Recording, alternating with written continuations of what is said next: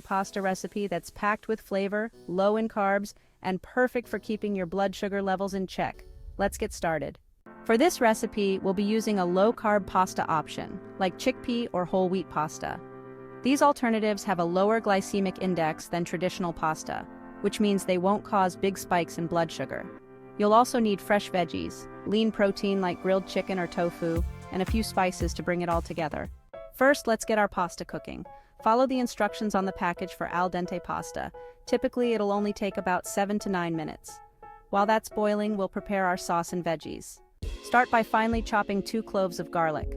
Garlic not only adds amazing flavor, but also contains compounds that may help with blood sugar control.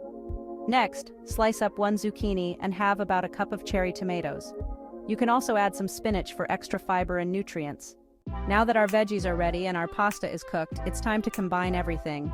Add the pasta directly into the pan with the veggies. Give it a good toss to coat everything in that flavorful garlic and olive oil mixture. If you'd like to add some lean protein, this is the time.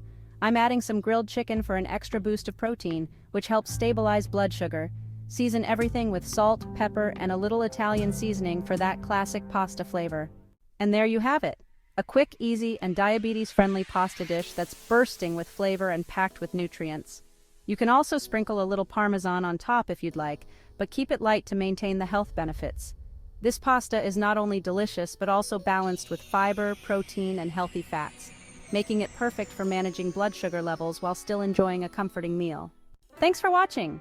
If you enjoyed this recipe, please like this video and subscribe for more healthy, delicious meals. Let me know in the comments what recipes you'd like to see next.